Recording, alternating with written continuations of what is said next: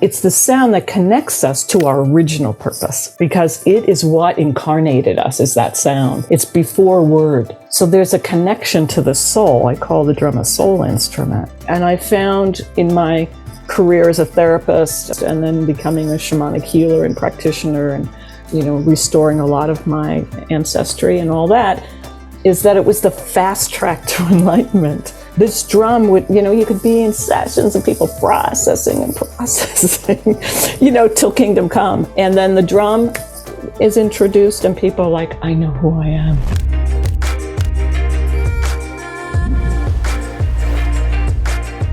Welcome back to the Medicine Podcast. My name is Mimi and I have my love, my king here with me. What is going on, everybody? This is Chase. Salute today of having a mutual friend who is very quickly becoming a dear friend of ours. That is White Eagle Medicine Woman. Welcome to the Medicine Podcast. Gotta love that title. We're here for medicine. We are medicine. That's what we get to unpack today. We are the medicine. Love it. Well, we'll jump right in with our first question that we ask every guest on the Medicine Podcast is, what do you love in your life? What aspect of your life do you love so much that you wish you could gift it to every human? Music. Music is my medicine, always and forever. And the music that I call sacred music, the music that touches deeply into our souls and opens us up to really connect to our spirit. There's a lot of music out there and I love almost every genre of music, but that music that allows me to be in deep silence, that comes through silence, is the strongest of my passions, I think. I could list 100. Have you always loved music, or is this, has this been later in life, or have you always been a music lover? I've always been a music lover. I came from a family that loved music, although no one in our family played music, actually. My brother was a deep lover of music and turned us on to all sorts of things as our older brother. And I fell in love with the drum when I was a child, the skin drum. And my first boyfriend at 6 years old was a drum set player. And I never thought I could drum because at that time, I grew up in the 60s and women weren't on the drum, they just weren't being shown on the drum traditionally or contemporary. And then all of a sudden there was Karen Carpenter on the Ed Sullivan Show. This really dates you guys because this is like, where everybody got their break on TV. And there she was in a gown sitting behind a drum set. Wow. And it was the first that I'd seen a woman on a set of drums.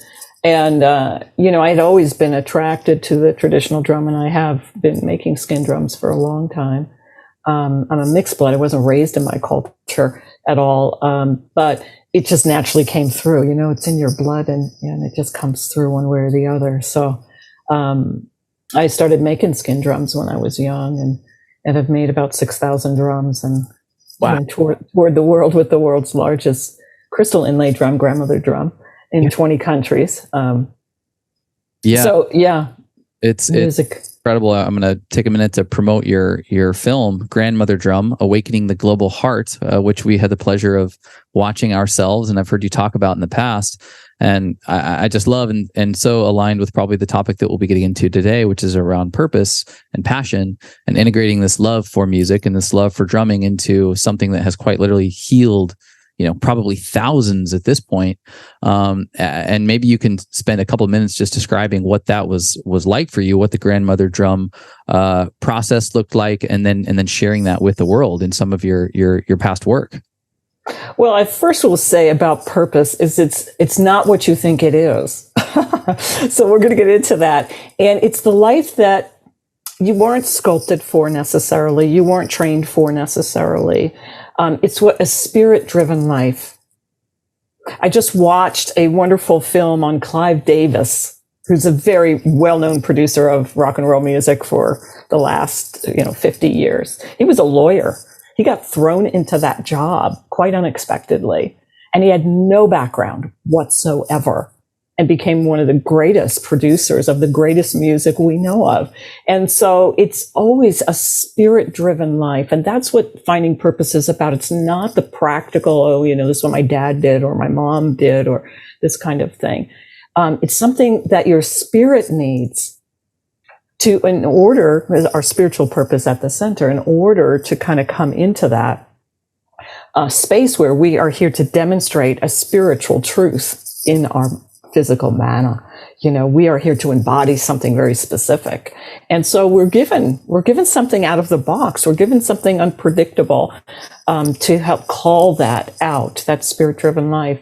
And so for me, I was having dreams upon dreams with these grandmothers that were appearing, these indigenous grandmothers that kept appearing in my dreams. And all of a sudden this vision was shown to me of this giant drum. I didn't even know it was a drum in the beginning. There was just these mandalas being formed from this sound. And I was flying over like an eagle looking down at this mandala. And then as I came down, it was a group of people pounding, but there was no head. It was just colors. It was like a psychedelic experience. And I didn't know till way later that this was a drum that was producing this yantra of sorts, this moving yantra, and got different dreams where I'm laying on a table and they're doing frequencies, like when you do a sound test or go to a hearing test, and they were doing it all over my body. And I'm like, what are you doing? And they said, you're going to be building something that's going to create these frequencies. You got to get used to it. And so this was just like following breadcrumbs. And I had no idea this would be my life. That I would be a diplomat across the world, that I'd be working with all sorts of tribes in the middle of conflict and working with this instrument as a healing modality of connecting heart to heart and face to face around this 7-foot thundering heartbeat. And, when people would meet the grandmother drum and we'd lay them underneath in this journey. And it didn't matter if they were, politicians or if they were New Age people or indigenous people, or we even had a group of deaf community that came to be with the drum. And that woman probably summarized the entire essence of the work. And she came up and signed to her interpreter, "This is who I am." Wow. Wow. Wow. Because she didn't hear it here, but she felt, because when you lay under, you get the whole vibration as if you're in the womb. And everyone will say the same, "I'm back in the womb." Wow. I'm back in the womb. And it's the sound that connects us to our original purpose, because it is what incarnated us, is that sound. It's before word.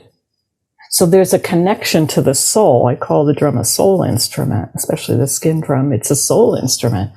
How we know this is that, we'd be at a festival and have a booth with our community drum or a grandmother drum, and people want to walk by, and, they may be like, we have like the state fair, cotton candy in their mouth or whatever. And they stop and they come over and they look around like this, and then they go, right? I say pregnant bellies and drums, they're like public property, right? It's like, and it's because it's our soul instrument. You wouldn't pick up somebody's guitar right away unless you were a guitarist. You wouldn't pick up anybody's instrument in their home, but a drum, it seems to be free for all.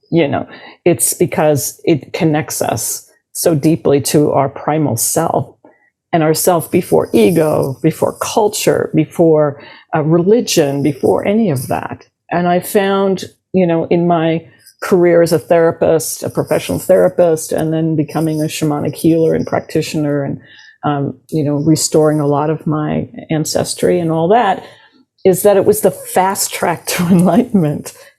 This drum would, you could be in sessions and people processing, till kingdom come. And then the drum is introduced and people are like, I know who I am. I know where I'm supposed to be. It's this bypassing of the masks that we wear, that no matter how much we try to rationalize and formulaically work our way through these masks with our mind, something like music, and I would imagine the sound of a drum being just like you described, maybe this place or this sound with which we came, bypasses this mask and lights us up from the inside with a level of resonance that maybe we've never experienced before. And surely we don't have to take a psychedelic. If you have taken a psychedelic, you've probably felt something along those lines, but you can with the simple sound and with the vibrations of something like a drum, bypass these various masks and shields and personalities that we're constantly wearing in order to feel this deep level of resonance with, maybe it's where we're from, maybe it's where we're supposed to go. But I can absolutely align with that idea. And I'm sure many have. I mean, who doesn't love music? Mm-hmm. Who hasn't had a moment where they drop all of these masks and these personalities and just dance? And I've seen people. I'm an accountant. That's my background. I spent the first day, and even my coworkers, these suits and ties, in the right set and setting where you find yourself in the rhythm of something like music and a community that is alive with music and dancing, those masks fall off immediately. Mm-hmm. And it's really, really powerful. Yeah, I think it's no accident, or it's not just by chance that it doesn't require the person to be able to read or interpret music to any degree. You can use your hands with something like a drum, or I don't know the exact name, like the mallet, or the like, what do you call the handle, the paddle, the mallet? The drumstick, yeah. Yeah, okay. Yeah, that's the word. Yeah. Drumstick. I was thinking that there was a more in-depth term for it. The drumstick, like, it's pretty, although you might not have all the beats down and be able to ba-ba-ba-ba all over the place, but like, it's so straightforward, and there's not a lot of instruments that it requires zero like technical musical ability. Can you speak to that, like the universality of the drum and the ability for someone to be invited in without any prior experience? Yeah, and you named it when you said the word resonance. We're moving from an age of information to an age of resonance. And for people, I mean, now, we've known that sound healing and the technology that's coming out with sound is the way of the future. We're coming back into resonance, and, it's all kind of syncopated.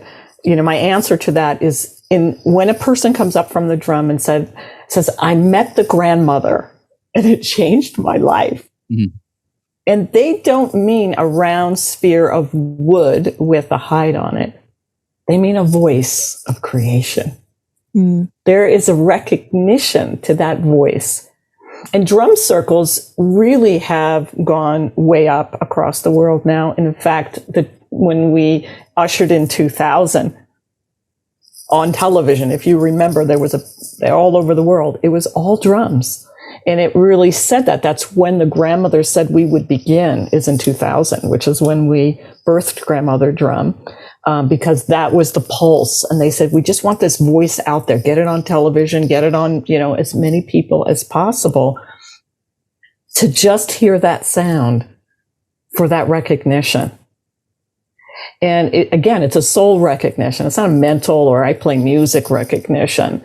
And, drum circles have given permission for people to not be musicians and to feel this collective pulse. What happens in drum circles all the time is, people sit down and they have, I got my djembe or I got my new drum, but they don't know anything about how to play it or anything.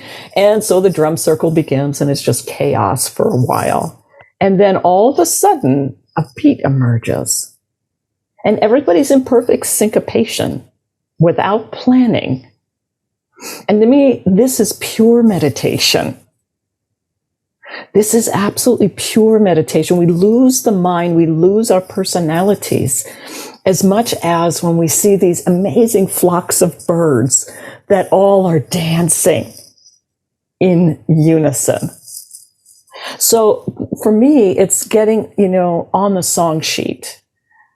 The planet is in such dire straits because only humanity is off the song sheet of creation, the music of creation.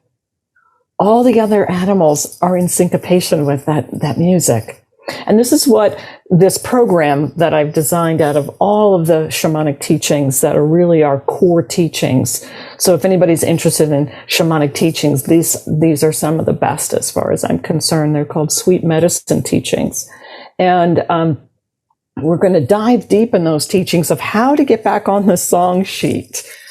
in your life, out of the life of the programming and into the life that you were designed to live, based on your resonance, based on who you are. You're not changing yourself. You're just uncovering the truth and getting rid of that lie. And to me, it has to be done in a shamanic way, which means the instruments are very essential to making connection with source. And we have, basically 5 sacred instruments to go with the 5 purposes that are cross-cultural. The flute, you said instruments that you don't need music, Native American flute or the pentatonic flute is another instrument that is done from the heart with only one trick that you have to know to play it. And those 5 notes will sound resonance to get in touch with something beyond the mind. So we make instruments during the training as part of, I'm not a musician. We don't need you to be. We need you to just discover your own music within yourself. And that is literal and it's figurative. And as we come into that resonance, we have 5 R's of the medicine wheel. Resonance is one of them. Ringing is the first one, which is hearing the calling. Like this dream. And I really didn't want to do this job. It was like way over the top for me. I was involved in a powwow drum here in Alaska, and it was a cross-cultural drum, or we call it an intertribal drum. But I have Native heritage. I've been chanting my whole life, but I don't look this way, right? So I have a lot of challenges in the communities. And I thought, this is going to put me front and center, and it's not going to be good. And it wasn't. It was, I went up to my Tlingit elder here in Alaska, who was, we were asked by the grandmothers when we had the dreams to get a gathering of elders behind the project before we began. So we did that. And I said to Uncle Walter, I said, listen, this is lovely, but we need to give it to somebody who looks more Native than I do, because this is going to be hard. And I have all the download. I'll just pass it on. I'll be in the background. And he said something to me, which is part of these teachings. He said, you're weak-hearted. That's an East teaching. And the East is our solar plexus, our courage. And he said, you're weak-hearted, lacking the courage to be who you are. No one else got these visions. This was given to you. And only when you're put in hot water do you know if you have any real medicine. Damn. Yeah. And I was like, I hated conflict. I didn't want it, and I, had severe conflict throughout the world, and had to grow up and come into a space of love that was beyond my self-esteem issues and all the buttons that got pushed when people would do that, and all the panic. I literally was stalked for my life across this country in 2008. So it's not always like, it's just the easy road, But it kept coming and it kept coming and it kept coming. And I said to the grandmothers in these meditations, I said, listen, there's people way better for this job. And they said, that's true. I said, good, we're in agreement. Excellent. And they said, but wait a second, but we don't call the qualified. But we do qualify the called. God, that's so good. It was like, the arrow. And what does that mean, to qualify the call? That means that I am in over my head. I am in something that I'm not as skilled at. Why? Because I need to develop it. And the only way is to throw you in. And you'll figure out if you could swim. Yeah. Can I ask, how long was this sort of period where you felt some, maybe not resistance, but like the resistance to conflict, or at least being fully aware of your surroundings and everything, and what you might face, and, being apprehensive, being a little resistant to that? How long was this period for you? And then ultimately, what was the moment or conversation where something switched inside of you to say, okay, yes, I'm going to do this? I think it's ongoing. Oh. It's always there as my sort of polish that's in my life. As far as doubting it, no, I don't doubt it anymore. I don't doubt my guidance or things like that. I certainly still have fear, and I still have concern and all of those things as I enter bigger and bigger arenas of communities and such. But no, I've certainly, even in the midst of that, knew that this was the right path. Like, I didn't question that it was the right path. I just didn't really want to go through it. I wanted to sort of bow to the side. And there was no way I could. The first world tour was in Australia, and I got confronted in the first event in Australia by a young Aboriginal man who came in his full regalia to challenge me. And we made such a bond in that moment in front of 200 people that it was profound for me. It was the first time I understood what my elders had said. I had fabulous elders to work with. And this was really my burnishing that went on before. I worked with many elders groups here in Alaska. And I watched these Tlingit elders or Yupik elders and how diplomatic they were in the face of this kind of conflict and annihilation and genocide. And there's elders with a capital E and elders with a lowercase e. Everyone over a certain age is considered an elder, but these elders are renowned in their communities. And when you have a problem, they say, go see the elders. And everybody knows who they are, And I had those teachings, but I didn't know how to embody that. And when this man came to challenge me in the first 15 minutes of the drum being about to be unveiled and touching the Aboriginal soil, even though we had permission from the Aboriginal tribe, everything, this young man was of that tribe, but did not know any of that and just kind of decided to do his own thing and be a warrior. And I just looked at him and I said, what am I going to do? Here I am. I had no idea about this tribe and their culture, really. I mean, I know a little bit, but here I am. And I heard my Uncle Walter in my head saying, speak the truth. That's what he would say. Just speak the truth. I said, I'm new to your land and your ways. I was guided to come here in dreams, and I have permission from your elders. But if I'm not doing something in alignment or protocol, I hope you'll tell me, but I'm just a simple woman with love in her heart. Oh, wow. And that was just fast, but he was still angry. He diffused somewhat, and the park superintendent was there. This was a national park. And he went up to the national park and said, this is our land. And the park's superintendent said, this is our land.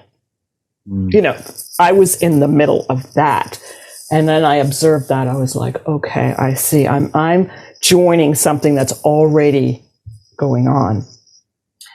So he said, they won't let us do our ceremonies here and, blah, blah, blah, blah, blah. I said, hold on a second. And I said, when you came up to me, I saw the anger in your eyes. And I know this anger myself. I don't know your situation, but I know that kind of anger because I was a radical lesbian feminist. I hated men because I was incested. And for years, I was rageful. So, and then I got healing. I'm saying this in front of hundreds of people. I said, and then I got healing, and I realized that underneath my anger was my sadness, my grief, my trauma. And I just send you love. I could never know what you're experiencing, but I send you love to you and your people at this moment from me. And that was it. That was the moment of truth. And he started to cry. I started to cry, and we embraced. The park superintendent took some more motion, and he was not going to let whatever he wanted to happen. He said he had to do a traditional ceremony to welcome me to country, to see if the spirits inside this cave we were about to do the ceremony in would allow me to come in. And there was fire hazards all over Sydney and north of Sydney where this was. Nobody was allowed to light a fire. And he wanted to light a fire to do this smudging. They do it with gum leaves over the fire, and people walk over the fire. And so I went up to the park, who I presented a gift to, and said, "You're one of the caretakers. Thank you for allowing me to be here." And we had made a bond before this man even showed up. So I said, "Listen, I'm a tribal woman in somebody else's country. This is what, we cannot touch that drum to the ground without their permission." And I asked the young man to come up and say, what did he want to do? And then he explained to us what he needed to do. And I said, okay. So I went up to the park superintendent and I said, "Can we do this? This is the only way I can be here, And he had his arms folded, kind of, and he was a big, tall guy, all in his park uniform. And he paused a long time and he said, "Just this once." Mm. And Damien, who had his ditch, got to build this fire and call the spirits in and put us all over the fire. And he said, yes, the spirits can say you can go in. And so he was in the front like the Pied Piper. And we had Grandmother Drum over our heads, all of us, carrying her in. And lo and behold, we didn't know this. And I don't tell this story very often, but it's such a poignant story of reconciliation. We get to the edge of the cave, and it's this gigantic cave that looks like a woman's vulva. That's called the Wombian Cave. Wombeyan. Wombian. Okay. And this is called Victoria's Arch, and it's just like that. It's gigantic.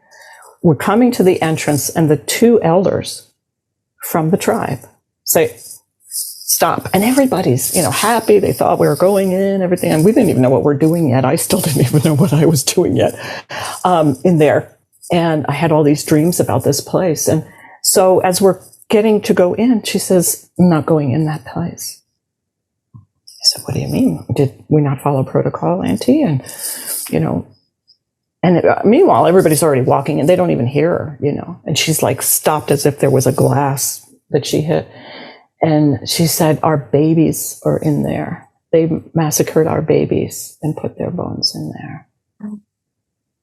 And my hair stood on end, stood on end. And I had in my arms a doll that was presented to me the day before in a parade with the elders down the main streets of town with police escorts. Okay, I was like, who do these people think I am? This was so out of my reality. The mayor was greeting me, and this woman stepped out with this doll with feathers all over it, and in a Aboriginal weary dish, like a papoose. Mm. And I had chills, and I didn't know why. And now this next day, I'm holding that baby with my staff as we're walking into the cave, going, "Holy mackerel, you're on, Whitey. You are on. You better figure something out."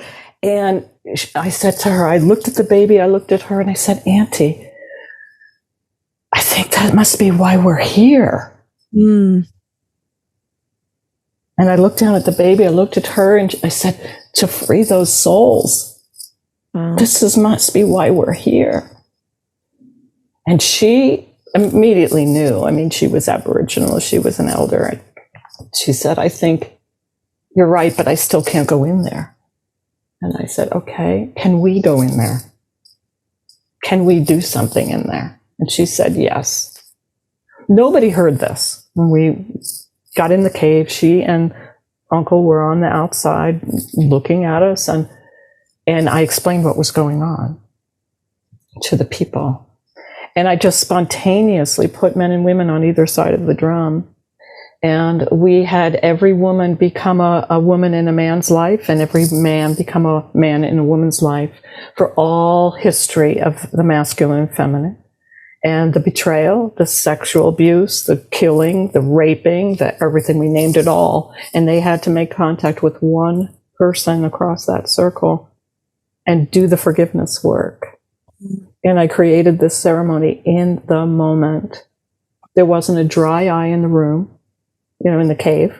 And then the park rangers, who thought, who's this weird white woman in native regalia? This is one of those new age wah-wahs, and they just had their arms folded. And when they saw this and the drums started to play, we played for 6 hours straight. Wow. People, this was a tourist cave. Like, people were coming and kind of looking and then stopping. And then I was off the drum at one point, just letting everybody go for a while. And I just grab a drumstick and I'd hand it to somebody who just walked up saying nothing. And they just joined. They felt something. They knew something was happening. And lo and behold, there was a Native American man who lived there who came to greet me, who was in my previous dream, and I recognized him immediately. He was Apache, big, tall Apache young man standing there. And they thought he was my partner. You know, it was kind of like this choreographed thing. And the whole thing ends, and he starts playing Native American flute to end the whole ceremony. It was just like completely orchestrated. And this was my first day on the job. My first day. And from there, it exploded, where we were doing reconciliation all across Australia. And we had landed on the 2 weeks of reconciliation in the country, which we didn't know either. That's called Sorry Business in Australia, where there's a lot of white and black ceremony, and there's giving back of repatriation and many, many things, land and such. And we got just swept up. The elders just swept us up. We just started to spontaneously respond to the call. And to me, that's the spirit-driven life. That is not like, oh, I know this stuff, or, you know, it's like rawly honest and without ego, without pretense, without anything, and just showing up. We had $50 in our pocket when we launched over there. We had $50,000 worth of expenses. I mean, the drum was like $7,000 to put in the air, and, you know, all these things. And we needed a truck, a trailer, a staff, like, you know, a community to do this with. And people came forward immediately saying, I'm a healer. I'll join you here. I'm a singer. I can help you with that. And we just did it. And we've done 20 countries now and 1 million people. And every person has shaped me. Every person has cut out the bullshit in me to say, who are you? What's real here? And I'm still going through that burnishing, you know, always to purify. And so that brings me to purpose, because I think that is a great cosmic joke about purpose to me. There is no purpose. That's my cosmic joke. You are already the light that you're searching for. So I want to start there, because there's this thing that people come around purpose with, like, I'm not on my purpose. You know, I'm, you know, don't know if I'm ever going to be on my purpose or on my right path. It's like, you can't not be. You're here on earth, period. It's like, you can't not be on your path. What purpose is about is helping us to remove the obstacles that are perfectly designed for us as our spirit entered this soul vehicle that's traveling from lifetime to lifetime, accumulating knowledge, wisdom, and light. Yeah. And it says, okay, what is your next learning? What is your next giveaway that you need to do in order to get rid of karma? Keep shedding, because you are already the light. You are already what you're searching for. And we all know that. We hear it, but we don't really know it. Mm-hmm. We're still on this searching. And I'd like to share at some point, but I want to take a breath, because that was a lot right there. Especially that story. It's a very, very powerful story. Yeah. Thank you for sharing that story. I got goosebumps 12 times different moments throughout that journey that you took us on. And two things really stood out to me about that. The first, in the United States, we are used to this word change and transformation. And it's typically seen through some level of power struggle. Maybe it's the left and the right. Maybe it's the Google versus the Facebook, or the sports team from the East versus the sports team from the West. And we talk about change and these platforms on one side or the other consistently putting forth change and transformation. But it's pseudo change because in reality, it's just a shift of the power from one side to the other. But the entire dynamic and the architecture of that power is virtually the same. On that change in, it's like capture the flag, which is a game we all grew up playing. And it's just the flag getting captured by the other group and moving over to one side for a minute. That's not real progress or movement.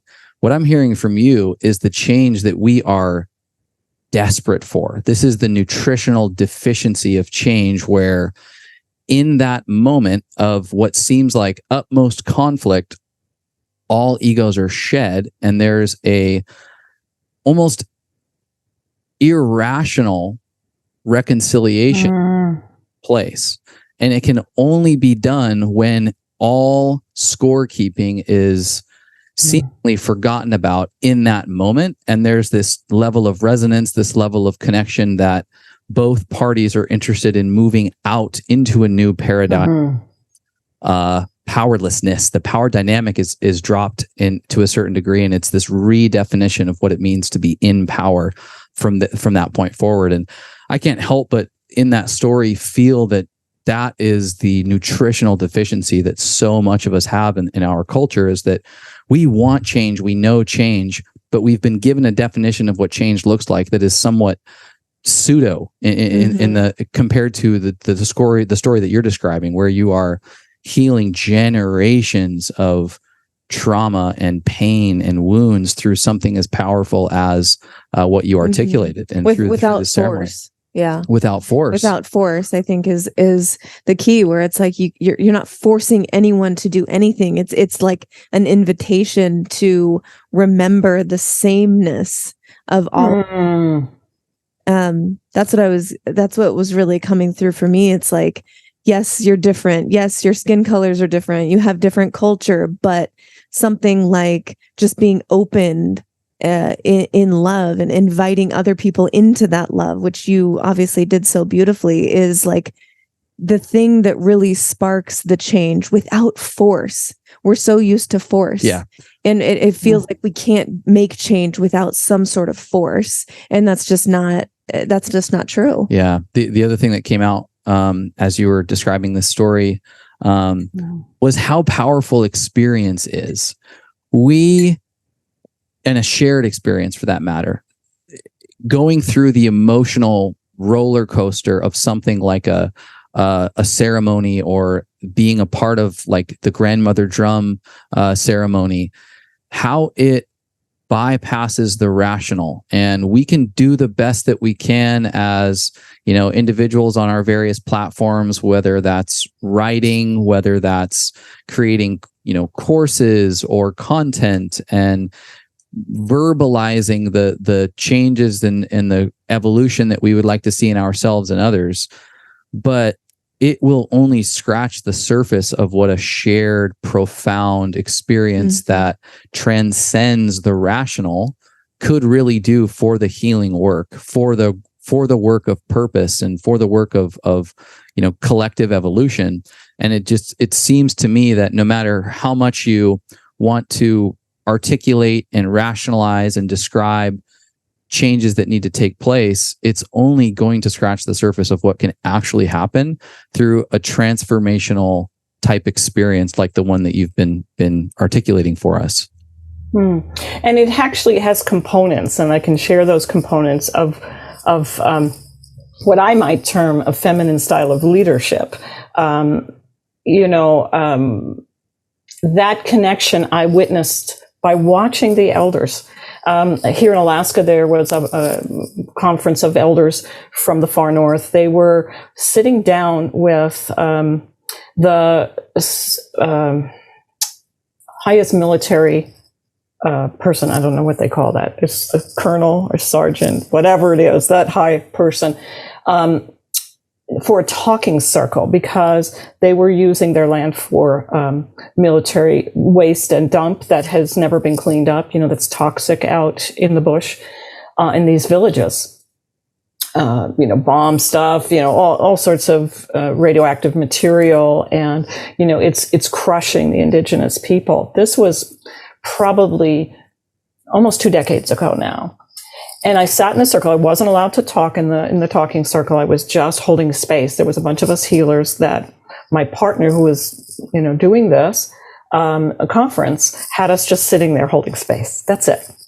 And what I observed, I have never seen. And this is what you're saying, these stories of real life experience, of watching this in action. We don't have elders that we can look to. We have people that are puppet government, that are misogynist, this, that, the other thing. Like, we don't get to see what this really looks like. And here they were, wanting to get the military to see the pain. And when they got the talking stick, these elders, these Yupik elders, and they were probably in their 80s and 90s.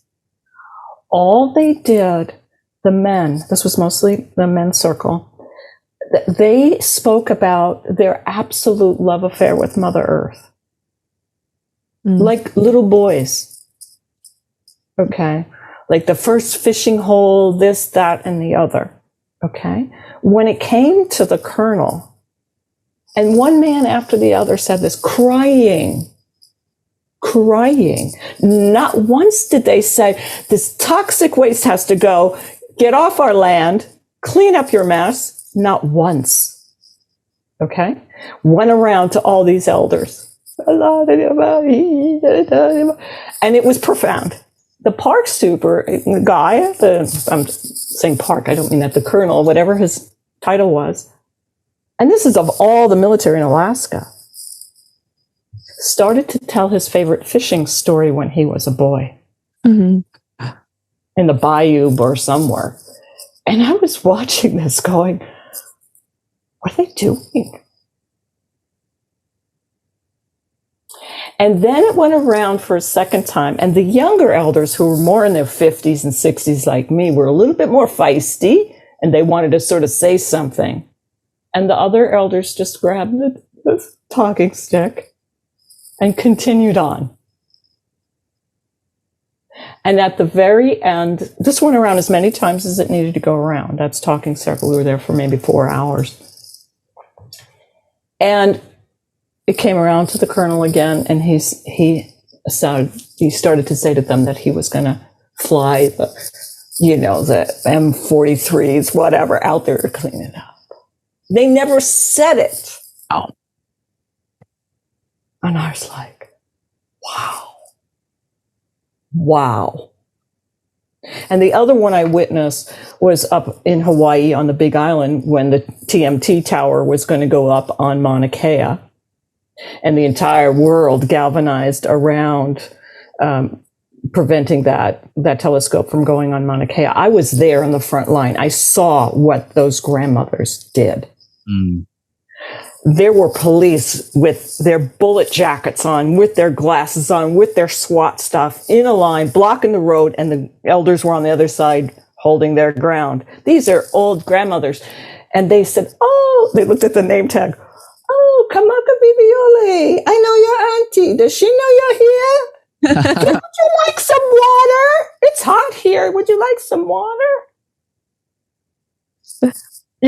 And just disarming. Love disarming. And any of you who are on this podcast, go look that up. Kapu Aloha. That means the law of aloha. And look at those videos. And look how Pua Case, who was one of the lead women in that movement, look at how they speak. Feel it. It's so different. And I'm not saying it's just the feminine. It's the grandmothers and grandfathers who have this love and aloha in their soul.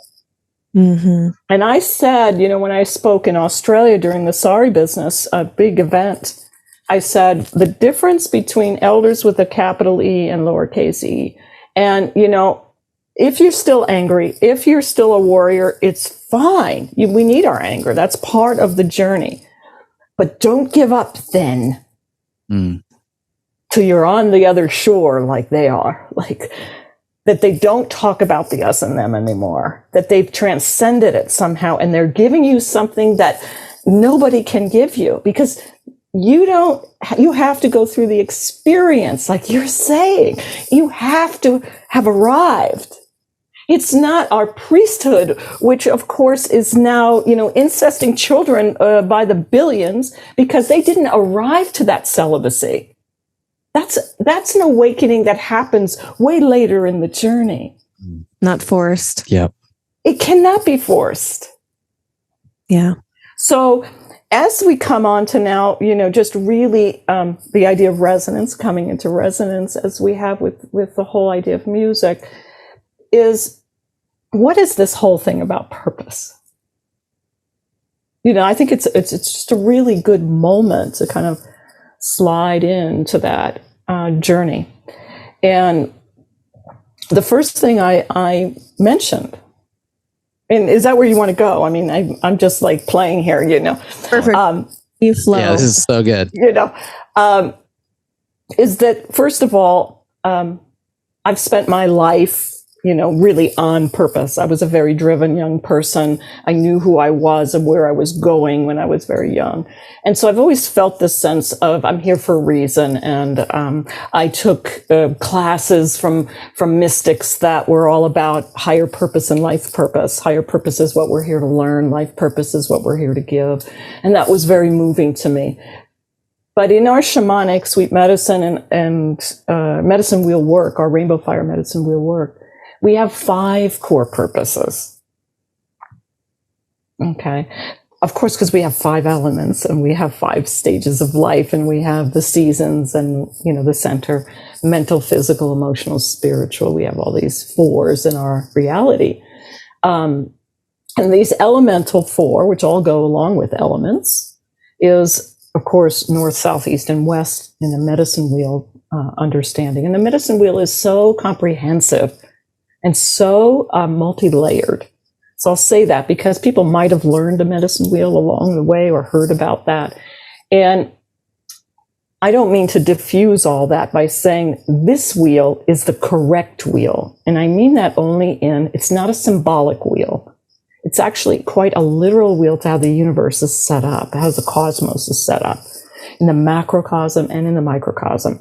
And that takes a little bit more of going down the journey of this course if you want to understand that really fully. But so our East teaching, our rising sun, right? The rising sun, a teaching. And that's where in us is our 3rd chakra. It's our solar plexus. It's the sun in us, our I am the light presence. Okay. And that purpose is all the gifts and talents that I came into this lifetime with. I'm already the light. What I have, what I'm burning already, I'm bringing into this life to help me with the purposes, the other purposes I have to unfold. So we call that the soul purpose. Your soul purpose is already what is already so. It's already so. The light is already so.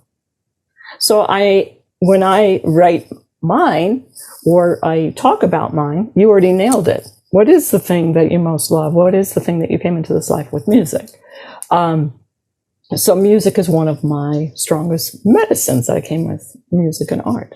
So the south one, as we go around that wheel, that is the water element to us, which of course is our 2nd chakra area in that school of thought, is what we're here to give. Native people say, what's your giveaway? Mm-hmm. They don't say, what do you do for a living? What's your giveaway? I love that. That's great. Right? And your giveaway is often already in your name, like mine, White Eagle Medicine. That's my giveaway. Okay. And so when in the East, when we're born, we're given a rattle. That's the first instrument we work with in this program. And that's the instrument we're all given as a baby. And traditionally, a bead is put in there to represent your essence, your name. And as the baby shakes that, part of the reason for the rattle in Africa, it was about warding off evil spirits and, protecting the baby, because the baby's fontanelle was very open still. It's still very connected to source. So other entities could enter it very easily. So the rattle was considered, this is my space. But it also calls the baby spirit to enter fully into this dimension. You're calling yourself down here because, it's not an easy road down here, you got to decide to be here, So it's that calling of the spirit down.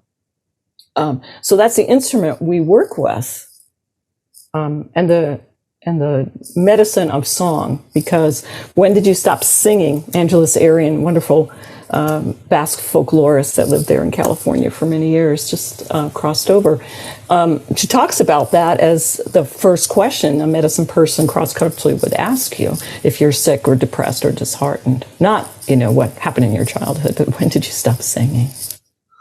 So that singing gives us access to that soul purpose of the gifts and the talents that we come in with. And as we come around that wheel, we start working with, what is my giveaway? What am I here to teach or give away? Okay, this lifetime. And we'll get into the human design in a minute because that's really important to understand this. And then the West teaching, which for us is Earth, because the sun is opposite the Earth. East and West. So again, that makes sense. That's, of course, the physical body, the container of the light. Yeah. And we call that our work purpose, our service. And you're going to see once we get around this whole wheel, how that interplays. That's what we're actually doing, the practical. I'm doing a podcast, that's a practical service in the world. And then our North teaching, we already said that, is aligned with our South one, which is our higher purpose, what we're here to learn or receive. Okay. And we talk about all the time, I'm teaching what I most need to learn, right? And that's the interaction of a beautiful figure 8 almost between the North and South teaching. I'm receiving and I'm teaching it. Mm-hmm. And a lot of women, I teach a lot of women over the years. I used to have a wilderness school for women. And women would always want 100 more courses before they were ready to teach something. And guys would take one class and go, I'm going to teach this, And we're like, how is that? Women think they need more and more and more, And I say, or I can't be a healer because I have to finish my healing work myself. Well, the inner work is the breath in and the outer work is the breath out. You have to do both to heal. You cannot just heal within yourself. You have to give it away, and you learn by giving it to other people. So true. That's how you. God. Yeah. And so, forget about we're all going to wait until we're healed. We won't be here. Forget it. I had that moment of where we just I'm the same where I tell myself I'm not a teacher. I don't have the ability, authority, I don't have enough reps yet. But I find myself learning at a significantly more profound scale when I find myself telling somebody how to do something. It's as simple as that, or based on my life experience. And then you're like, oh my God, I'm actually finding real meaning in some of my life experiences only now that I'm telling somebody else about them. Thank you for that. Yeah. Roots. Thank you. Yeah. It's the roots then sink in deeper, and it's not just floating on the surface anymore. It's no, I know that I can share this, teach this with someone. And I love the visual of the figure 8, where it's the breath in and breath out, so beautiful. Giving and receiving. And, sometimes when I've been in my hardest moments in life and I give private sessions, I've been I can't give a session today. I just don't have it, whatever. And sometimes I'll say, okay, that's what we're doing. But other times I just say to myself, just step in. And I wind up feeling so much better afterwards because I'm healing myself through what I'm sharing. Right. So that's part of how we understand those two purposes. But what we will say is we haven't met the driver yet in this vehicle. We haven't met the overriding reason or the overriding purpose of all these purposes, which is the evolution of soul into spirit. Okay. Base metal into gold, ego into soul, and then soul into spirit. So Okay? the fifth purpose that you're talking about? Yes, the fifth element, right? And that center purpose, ether, in our teaching, spirit, whatever you want to call higher self, God, goddess, whatever. It's our godhood, our divine birthright of pure light, essence. We are to realize that. We are to embody. And that is the meaning of the course, that title, Spiritual Sensuality. Yeah, I love that term. Now, I received this term from my kahuna, Harry Wahani Jim. He gave us a really powerful teaching about this. Wonderful kahuna. If you ever get a chance to listen to him, he's online, go listen to him. He's a complete heyoka, as we say, a trickster. He's constantly laughing. He says, I don't talk to any spirits in the spirit world without a sense of humor. If they're serious, they can move on, and he's quite wonderful because, of course, the lightest we are is in humor and levity. And he knows that, and he teaches that way. I love him for that. But this word is what Hawaiians kind of call vertical time. And you've all had this moment where all time is now. You have a sense of meaning of everything. It's similar to what people describe as their whole life passing before them in a last moment, where an accident was going to happen or something. Everything comes together, or they're watching a beautiful sunset and all of a sudden, like, everything merges and you feel one with the entire universe. Yeah, almost that time like expands and collapses at the same time. All time is now. Yeah. All time is now. That's what they call vertical time. That's where they believe all healing takes place, in vertical time, not linear time. And you've had it in meditation, plant medicine, lovemaking. And what we do in this class is we talk a lot about our spiritually sensual moments, because that's where we're going. That's the essence of coming to Earth to be a light. You can say in quantum physics, a quark, a subatomic particle of light, to the waveform, to full embodiment, a particle, like full embodiment of light in this dimension. And we have those moments where we feel completely one, that we feel all time is now. He talks about riding a surfboard, and when they get a good ride on a surfboard, and there's that one moment you just know, and you're just riding, you just have that complete alignment. And those spiritually sensual moments guide us to our true purpose, embodiment. And I know a lot of people, including myself, that have been great spiritual teachers for years. Oh yeah, we have these great words. But when it comes to embodiment, I told you a good story of how I helped with that conflict. There was many stories I didn't do so well with that. I just really got triggered. And it's that embodiment. So our spiritual purpose, and I'm going to probably anchor that with a very powerful story. So I'm going to warn you that it's a very intense story. But the spiritual purpose is what I'm here to embody or demonstrate, a spiritual concept that we all know and go, yeah. But what does it mean to embody that? Like all time is now, or we are all one, or, all these terminologies. We get really intoxicated on these huge ideas, and we can even get so emotional and lit up. And then we go back and get up at 8 a.m. the next morning, and we've got our calendar for the day, and we're like, wait, how do I apply this? How do I integrate this, what's felt like a transcendent experience a day ago back into the practicality of my compartmentalized life? Exactly. And so this spiritual embodiment is the driver of the whole thing, is how do I embody? And we're usually given something that we need in this lifetime to break through, to go to the next level of light, to realize ourselves as that light. Because really, we're not finding the truth. That we're just getting rid of the lie. We're just shedding the things that aren't so, the things that we believed are so and are spiritually high truths, until we penetrate to the next layer. And one of those for me this course. This is like my founding work. Like, I was so excited about this work. And I ran my first group through this, and I was like, everybody was just really glowing. And I was like, yeah, you see, purpose is everything, and blah, blah, blah, blah, blah. And then I had an experience. And I want to share that experience with you to make it more real. Yeah, please. Yeah. But I want to say that these are the 5 core that relate to all the elements and relate to, I like to think of purpose as focus. That's all.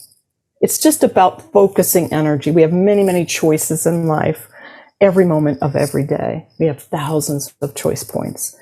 And it's about honing those for a development of self. It's like just honing those focus areas, because we kind of know our gifts and talents, and we know our shadows and insecurities more. So we can design a program for ourselves that helps us to focus on these things. That's all. Mm-hmm.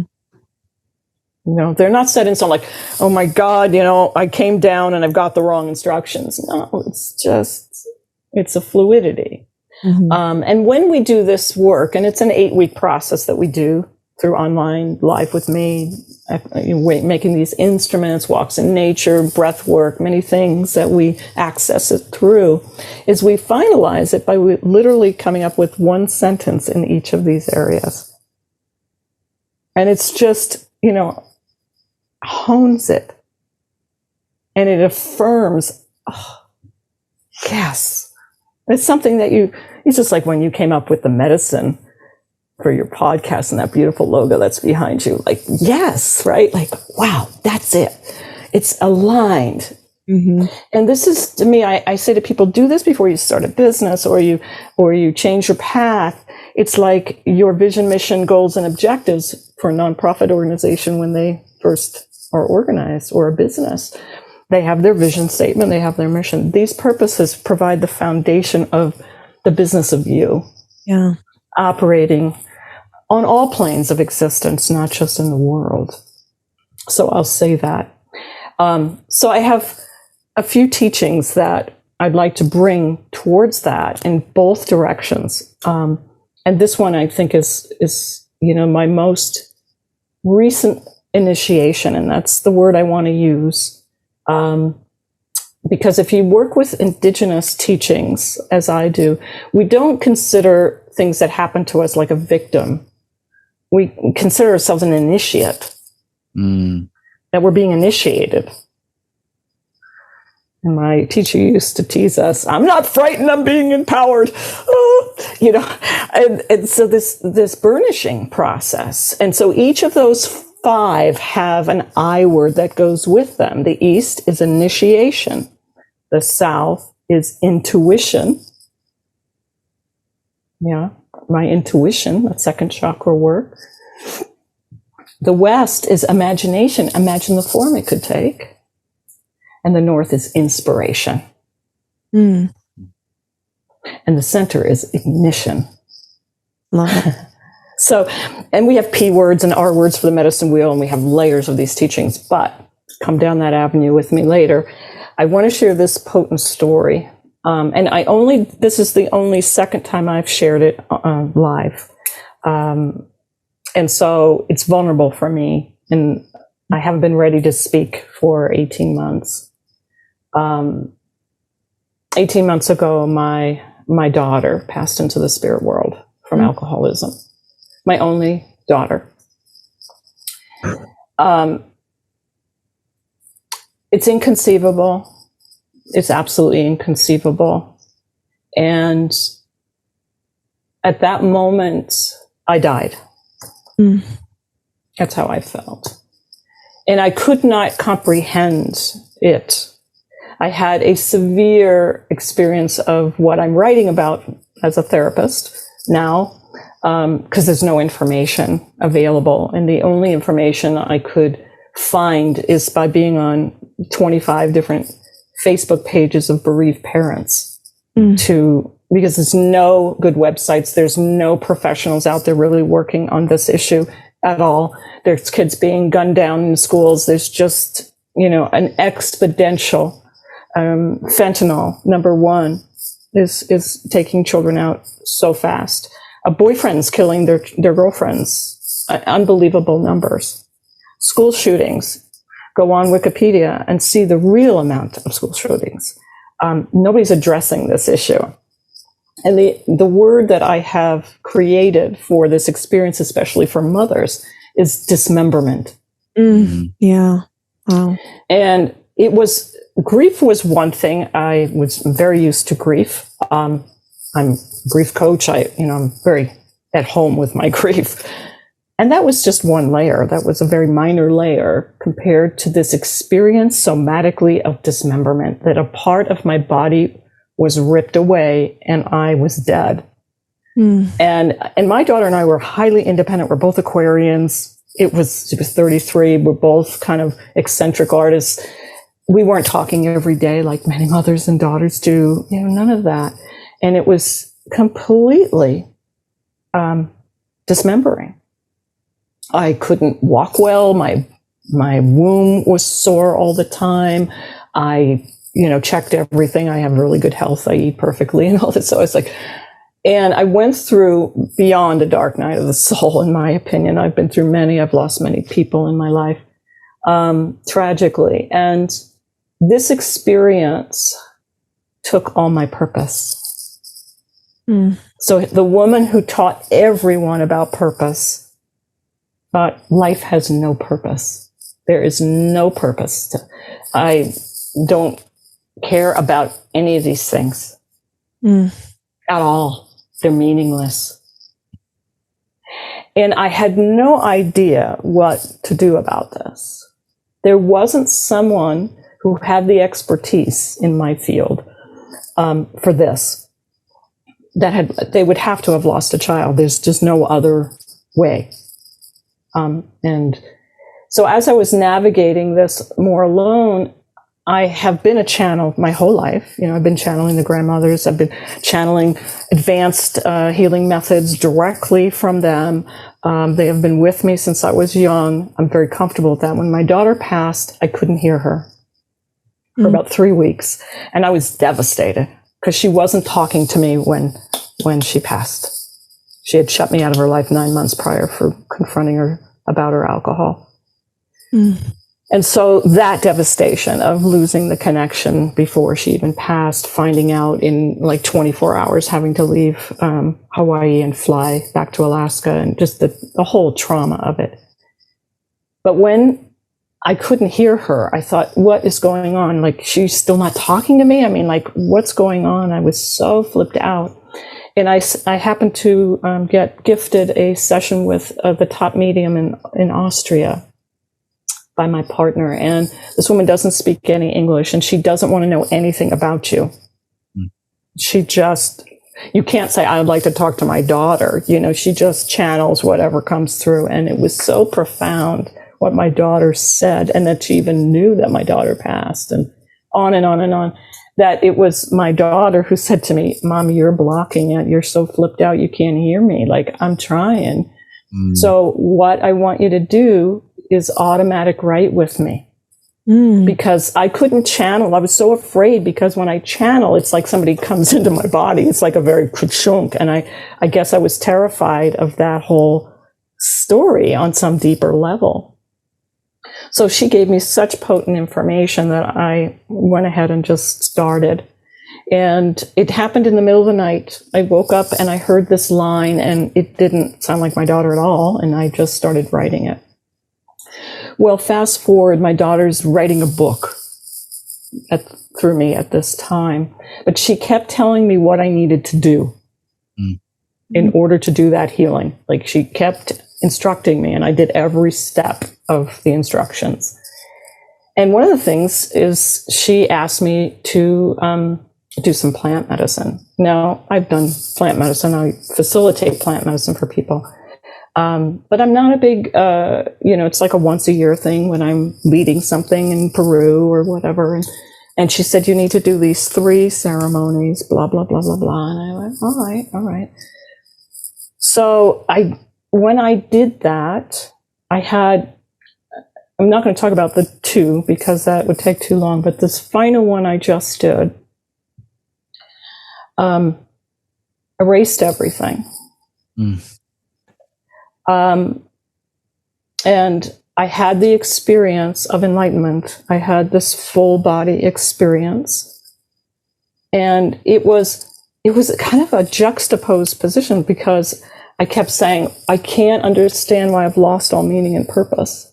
You know, like I just know that she didn't die that day. I died that day. And every mother says the same thing. Like, it's kind of crazy. And so I'm like, so when I was on the medicine, I understood the whole thing. I had two parts of me. I had my I am, my complete embodiment. My body was just light. And I had this little self sort of flying around like a little mosquito, asking questions. And it wasn't someone else. It wasn't my daughter. It wasn't my clan. It was my oversoul that was completely enlightened, that always has and always will be.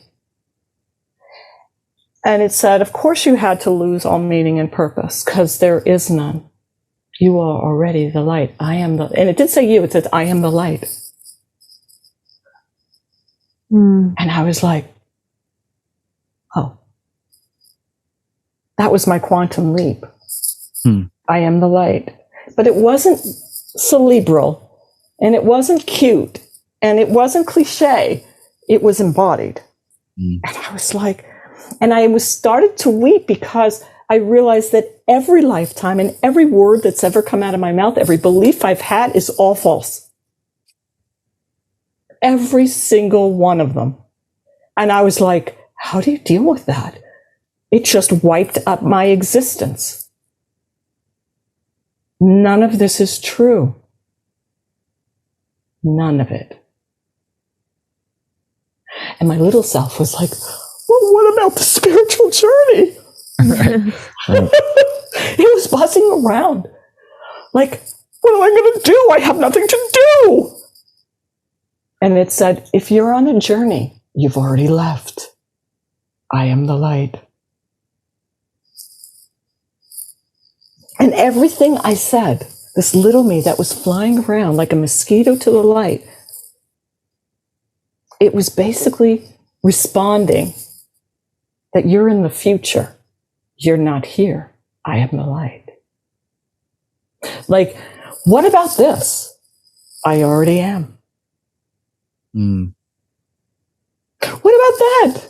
I already am. Come back. And at one point, it was like a cartoon that I have in our training manual. It's two dogs sitting on yoga mats, and the one dog says to the other, I finally figured out the knack of meditation. It's learning how to sit and stay. It's amazing. It's like the mind. It's like present light.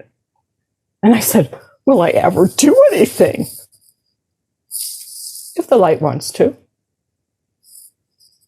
But you can't get more light or less light by doing anything. You already are. I am the light. Nothing you can do will increase or decrease it. I am the light. I said, well, will I get up out of bed? Because when I'm on Golden Teachers, I'm like floored. Like, it's like I can't move. And it said, can you get up? I said, no, that's the future. Why are you asking? I am the light. It just kept saying, you keep going away. Stay. Just be the light. But what about this? Oh, what about that? And suddenly the medicine got stronger, and the mosquito got sort of more and more background. And I just laid there and I wept and I wept and I wept because it erased me. It erased me. I grew up, my lineage is so broad. I've got Turkish, Jewish, English, Italian, Irish, and German, to say the least. I mean, I have other things too. And my dad was very German. Workaholic, started his own business, focused. I've been the biggest goal setter, I climbed the highest mountains in the world, like erased. Wow. Erased. Considered a very type A personality, Vata in Ayurveda, like go, go, go, go, go, go, accomplish, gone. And what I realized, which I hope I can embody this to other parents, is that this is a death. And what it is a death if you are willing of everything you've ever known as real, including my daughter is dead. My son is dead. And my spiritual purpose is that death is the greatest fiction. That's a big one. And I've had 7 family members die in the last 4 years. Wow.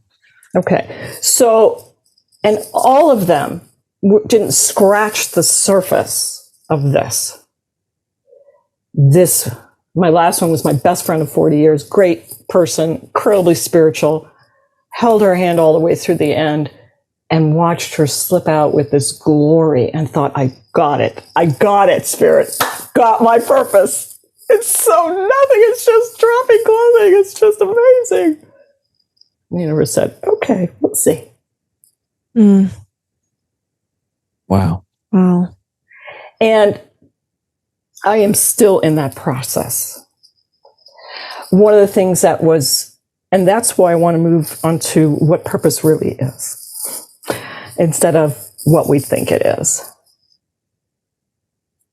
That moment, I can deny it, I can repress it, I can pretend, but I can never unknow. Yeah. Right. Yep. And you mentioned experience. Without the experience, like these are all such cliche words. And I almost was going to share it with no one because I thought, oh, it's so cliche. It's just like ridiculous. And I don't even say I became enlightened because that's so ego. It's like I had a flash of enlightenment that embodied me as me. And I saw the truth.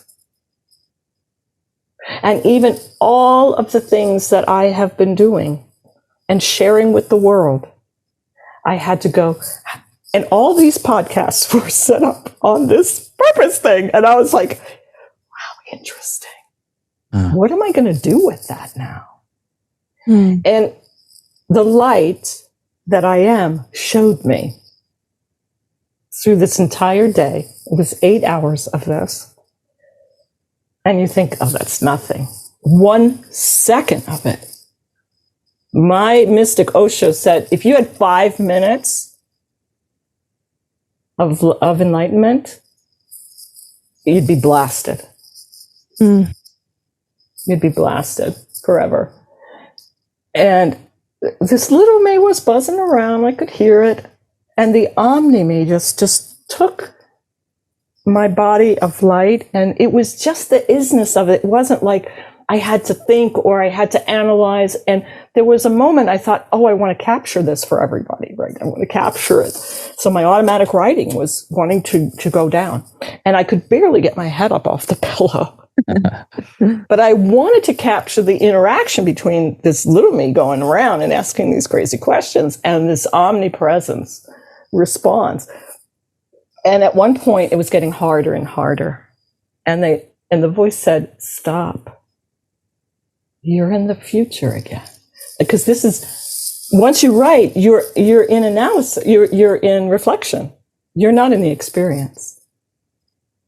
And it said, surrender.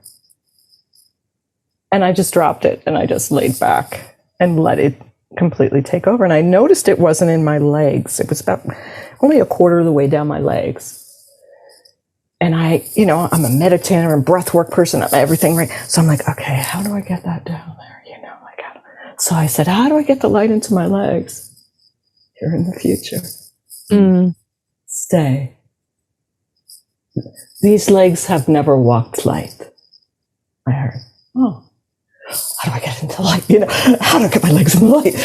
This was immediate, right? This achiever. And it was like, stop, be where it is. Just be where it is.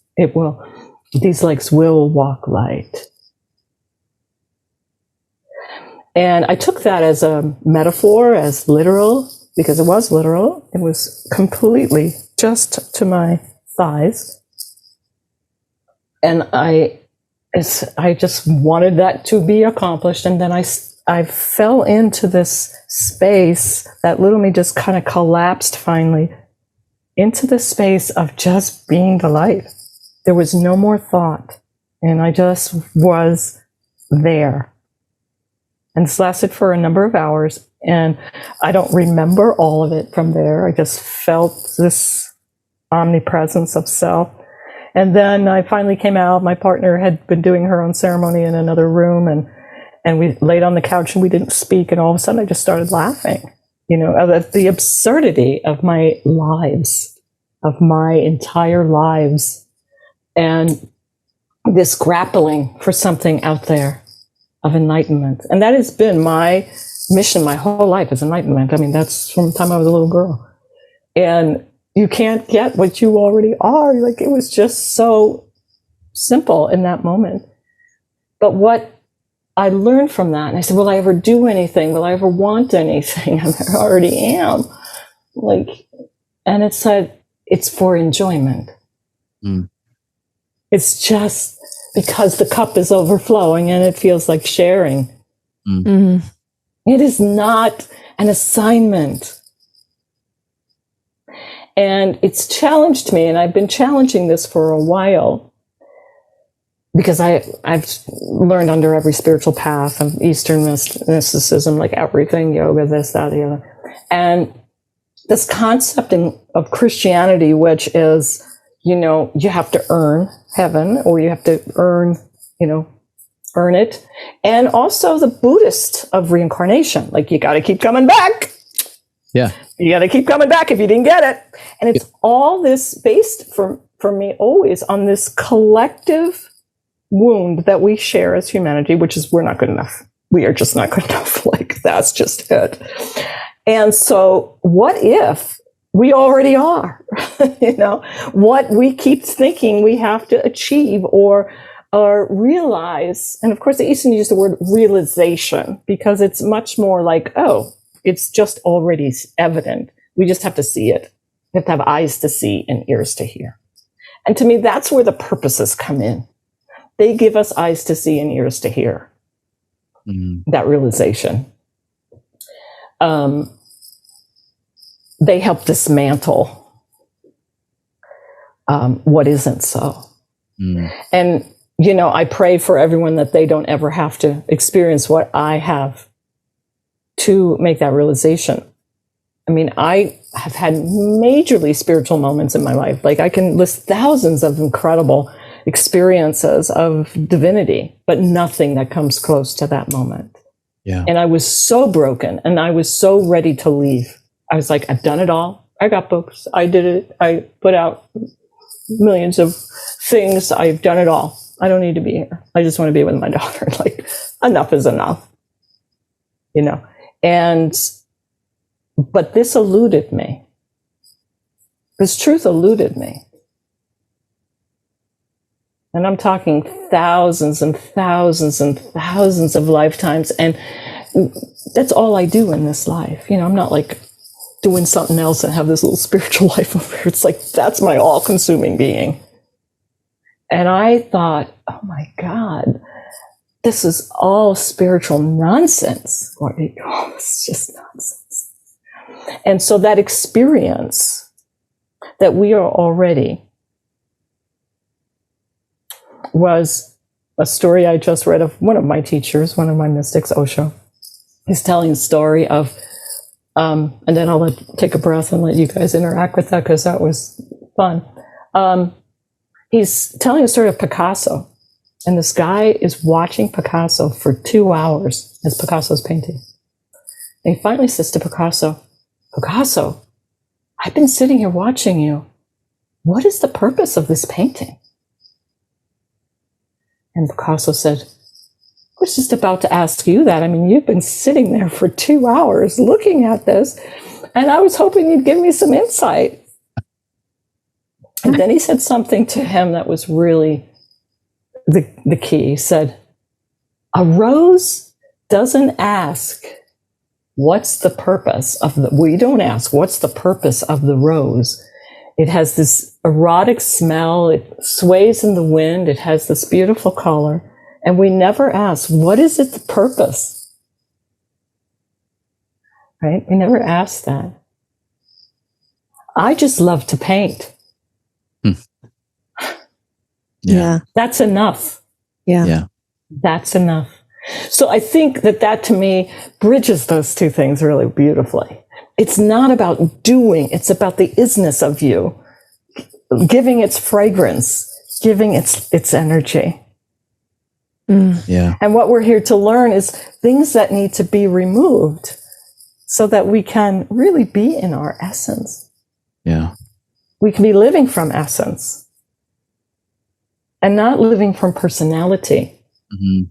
Osho called the difference between personality and individuality. It's just your isness. You're unique, one of a kind, nobody else like you, no blueprint of you. And that's, to me, with our program, the spiritual sensuality, the divine feminine, and unearthing, because it all comes from within.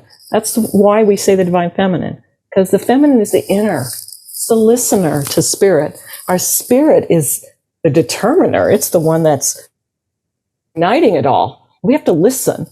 That's when we get guidance, meditations, or Vision Quest, or however we receive. That's the North teaching of receiving our guidance. Yeah. And so when we say the divine feminine and unearthing, because it has to come from within outward. That's the design of who we are, is the light has to come out from within. Not, oh, that's practical, that gets me a pension plan. This is not our life. That's not our spirit-driven life. Yeah. And that will lead me to sharing the human design. And that is key to understanding the purposes. It's all in the course anyway, but this is the key. It's like getting the operating manual to being human. And Native America always had this. And it always had the 5 aspects of self. Like when we say, oh, I did inner child work. It was good for a while, but, didn't totally work. Oh, then we came up with inner man and inner woman work. Oh, that was cool. We had these 2 parts. Native America says we have 5 shields of self, which I work with in a program called Balancing the Shields. Inner man, inner woman, inner boy, inner girl, and high self, or grandparent, as we call that, the grandparent shield. I love that. These are dimensional shields. How do we know this? All the time you say, part of me wants to do this and part of me wants to do that. Who are we talking about? A split personality? Feels like it. And I have people coming to me from psychiatry that are multiple personality disorder, and I just teach them about the shields. Of course you have multiple personalities.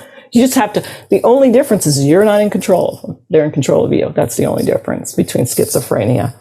Because I took the test. I was like, talks to voices. Yep, that's me. On and on. I was like, that's me. But I'm functional.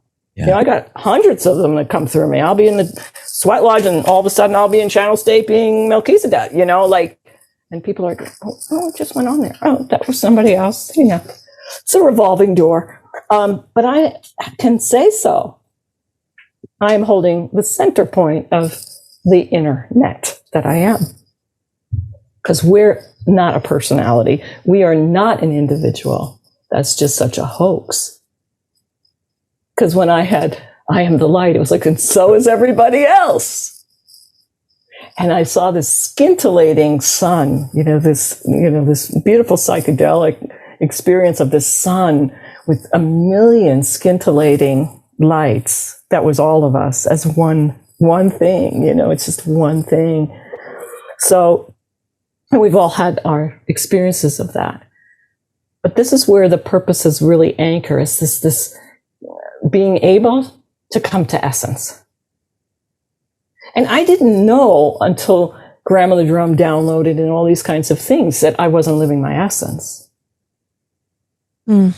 I still was living a lot of my social, my conditioning, my this, my that. And it was fun, it was nice, but there was no comparison to this. And what I was working on all of that is the soul purification. That's why I said we're in this process of purification from ego to soul and then soul to spirit. Primal drum helped me to go from ego to soul. Because the soul is dealing with Akashic records. And I didn't get one of those, blood tests of who's my ancestor because I knew my ancestry. But I realized when I took it, there was a few more that I didn't know. And in hindsight, 20 years with Grandmother Drum, I went to every country of my actual ancestry. Now, these were all choreographed by somebody else. This was not me like choosing countries or anything. And I wound up doing reconciliation with all those bloodlines. Wow. So that was my assignment to clear my Akashic records, to clear all the history. And I went to a ceremony with a really powerful medicine woman years and years and years before this would take place.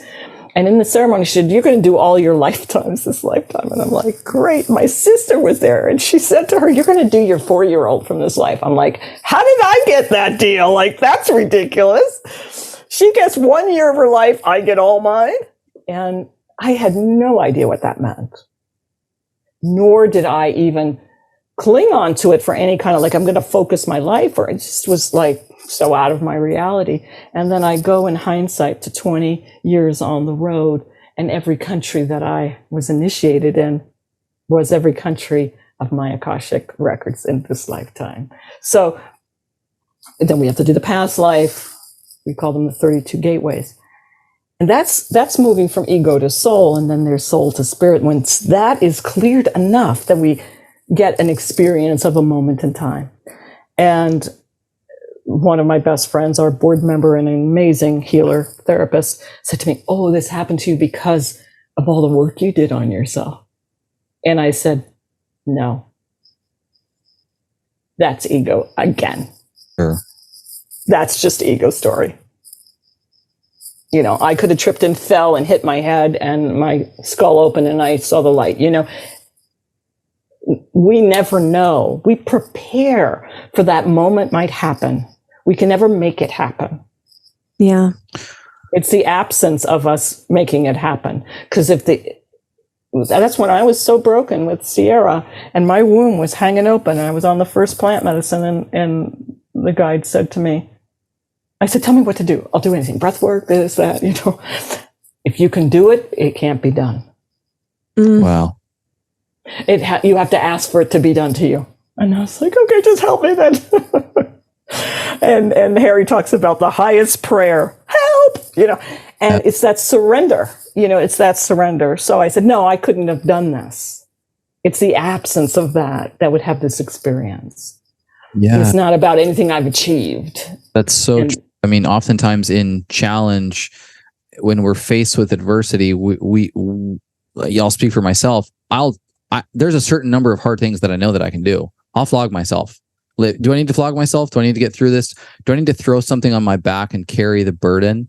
Do I need to stay up late, stop sleeping? I can grind through this. I just tell me what to do and I can get through it. But the point is, if you're offering something that you already are willing to, like with ease to do, even though it's seemingly quote unquote hard, it's not what is required to move through it. It's what you're reluctant to. And in certain cases, that's quite literally to sit back and do nothing.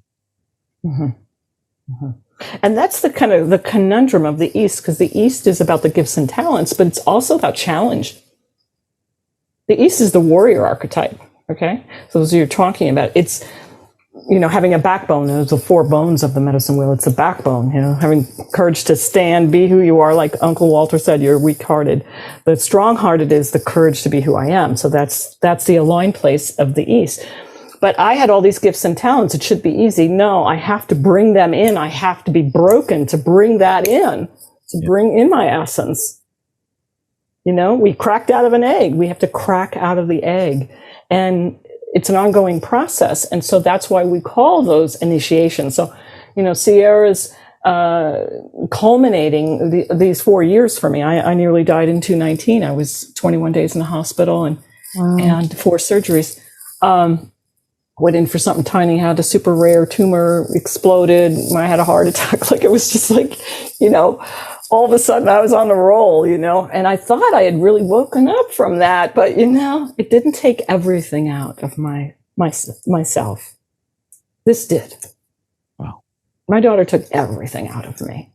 My own life, whatever. Not her. So, that is filled with learnings, because for parents, we live through our children in so many different ways. They're an extension of us. It's very literal. We created them at a certain time in our life. And she explained that to me, that I was using my connection to this life by a cord going to her. So when that was severed, it was like my life cord got severed. And I never would have imagined. I'm not like the codependent type. Like, say to my partner, you want to go here? You want to go there? You want to be with somebody? Let me know. Just let me know. Just be honest. I'm not that type of person. So I was so surprised to learn how codependent I was on an energetic level to her embodiment. And she was like the essence of the light. I called her my bright star, and she was like my shining light in some way. And I did not understand that. And she said, go back to when you created me, the time in your life. What was going on? It was all these teachings that are culminating in our Lost to Love work that's coming up this next year. We're in preparation for it now to help people on all different levels of this work. And I just stayed with it. I just stayed with it so that I could break through these layers that had never known fully who she was. Mm. And, parents describe this even when kids go off to school, and this, the empty nest syndrome and all these kinds of things, this place where we understand this more. And I had the opportunity to understand it better because of the context of the 5 shields. She was my spirit shield. She was my girl shield instead of having my own fully. So a lot of the time in my life from when she was born earlier has come back to be looked at again. Things that were never finished because I created her to love her rather than love myself in those places. So she became that thing on the outside that I could love and now I'm being asked to take her fully in to myself as me. Yeah. And, there's all different levels of this, but I feel like the purposes are just such a beautiful way to enter your essence and to move in that. And that's why I wanted to kind of culminate by understanding the human design. So, but let's pause and take a breath. And that was a lot. That was absolutely incredible. I'm so grateful for your openness. And as I was just listening and processing, it's funny, like I was almost had this expectation that through this experience for you and through this third medicine journey, experiencing the light, that there would be this, because you almost hear about it at times. People go through these deep, intense journeys and they're given this roadmap of what's ahead, and it's action oriented in nature. And I kept expecting some level of what's called the download to then from that point go out and do something with it. And I kept sitting there. It's almost like in my nature to be like, but what do you do? What do you do with that? Like, what do you do with the fact that it's already here? And like you kept saying, you're in the future. And that's just really hard for me to reconcile. Someone who is like action oriented and goal driven and penetrating the world is kind of the energy that I inflict on my life. And then it brought up a couple thoughts for me. We're hearing about these just terrible stories of families and communities losing their brick and mortar homes to these wildfires. And I've heard some just almost mind-blowing, bring tears to your eye level conversations or interviews with folks who are sitting in the reality that their home is burned to the ground. And they're saying things along the lines of, you know what? My house was not my home. It's this community. It's my family. It's we've energetically put into this, yes, space, but it has nothing to do with the walls and the doors. And yes, we're going to, have heartache for this, but our home is still here. And it's like, holy shit, that's home. You put the work into building the house, and you probably think that I got to, have a certain look to it. I've got to have a certain number of things inside the house. But in reality, home is established on an energetic level outside of these, the physical walls and doors and roof. And in the same thing, family, and legacy. And our story, we were married young, and I was so obsessed with building legacy and building a family and having this definition of what that needed to look like. And it was so in the future. I had no idea that family and legacy was available to me as a 20-something. And in our story, we got divorced, and it took years and years and years until we ultimately reconciled. But I'm inspired to ask the question, is this available to me now? Because I still find myself in these patterns of wanting to achieve, accumulate, succeed my way into my preset definition of something, whether that be purpose or legacy or home or family. And the simple question of, is this available to me now, which sounds like it is such beautiful therapy, and something I will be absolutely taking away from this. I think just piggybacking on that, maybe the question is, how or where is this available to me now? Because the answer is yes. Right. The answer is always yes. And this, you're speaking to two type 3 achiever. Yeah, we're all right there, right? Yeah. You're the choir here, and so I'm taking this in and having my own experience through your experience, and just piggybacking is like, we can continue to or from here on out ask each other, when we recognize that, hey, like, you're in the future, not that it's a bad thing to have goals or vision for your life or a dream. Paul Chek, our great mentor and friend, always talks about having a dream or a vision. And I think that is important, but also the vision, the dream is now. It's here. It's not somewhere out there. It's in us. It lives in us. And where is it? How is it available to us in this moment now? So I think that we can do a much better job of inviting each other into that space. And for all the listeners, listening to this incredible story, it's heavy and it's potent, and there is something available to all of us within your experience. And I think that is something that, like, boots on the ground, every person listening to this, you can ask yourself the same question: how is this available to me right now? Thank you for that. It's so potent, because we are so much a Western culture of goal orientation, and it's the destiny instead of it's the journey. It's right here. And I'll just say one thing first, which is we are supporting individual families in Maui right now and things like this. People that did lose children and family and all of that as well.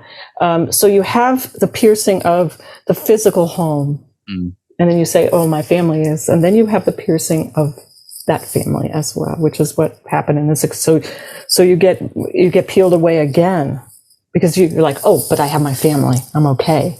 And then your family is taken, and there's genocide being done in these fires, I'll just say. And all over the world right now is this genocide of the light of our children of the sun. And so that, just knowing that, and I could speak to the pandemic and many other things as well, is this kind of genocide that's going on of our people all over, and the brokenness that brings to each of us of this feeling. And then it happened to me so personally. That has to be experienced authentically. That's what I'll say. That can't be the motivation to keep outside the moment and go further. And I'm saying that experience is now integrating for me. And it's a good question, because I've asked myself, now what? Do I want to do any of this? Is it meaningful to do any of this? And what I'm coming to is another filtering of what I'm doing for the wrong reasons. And it's really a very moment-to-moment experience. Like, oh, I think this is good. It'll promote something that we're working on, or, you know, with work. And it's like, no, is that the right thing? Is my isness, is my inner self wanting to express that right now? And I've stopped myself. I have changed my schedule. I have said, I don't know if this is coming from my ego again. I need to just sit in my essence. And for me, that is in meditation, that is in music, where I'm in no mind states, to just be. And then I'll go, oh, I do want to do that today. That just feels fun. That feels like where my energy wants to go. And so it is a giant recalibration. And our society is so out of rhythm with Earth Mother, with self. And I just say that a lot of my recalibration is me getting better in alignment with my body rhythm. You know, when we say the divine feminine, unearthing our true purpose, it's like, what about your biorhythm? What about how your energy naturally moves, instead of the jolt, the coffee, the this, the that, the driving and making things happen? Cigarettes, tobacco, vaping, whatever, instead of what's my essence want to be doing? And it's much more in the moment. And it's more difficult. How am I going to do like that future schedule and be in the space? And I am adjusting that right now. I run an international nonprofit that has scheduled events. And it's like, how am I going to adjust that now that this is true? Yeah. And I would just ask the question to people, if you want to take this in now, what would you be doing if it's already so? Everything that you want is already so. Mm. And I also like to invite people to play with who they were as a 7-year-old. Because that really shows up, that age in there shows up is when we kind of know who we are a little bit. You know, we kind of get and maybe we weren't allowed and maybe we were conditioned, but we knew something then. We were so close. And that's, Sierra's talking to me a lot about the purpose of children dying young.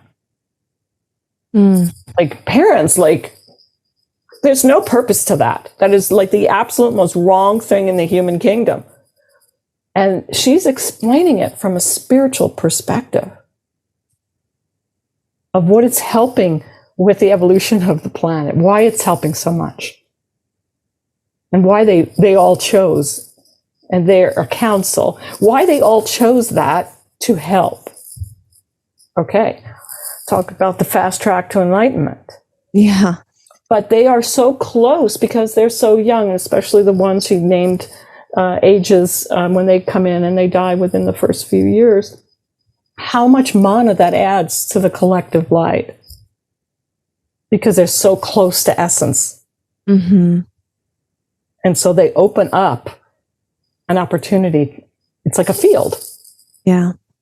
And she gives great detail about that, which I won't go into. But, you know, what if everything we believe physically is true physically? Like, it's the most inconceivable, hardest initiation, worst thing I could ever imagine. Never want anyone to ever have to go through it on a human perspective. But on a spiritual perspective, nothing has broken through the shield. Nothing ever has. And I know it when I was there, like I had always been this, always will be. It was like this most obvious thing. And I was like, I was deluded for how many lifetimes? So is it good or is it bad, right? It's this conundrum of, yes, humanly, we must be broken at times. That initiation of smashing our ego, smashing every attachment we have.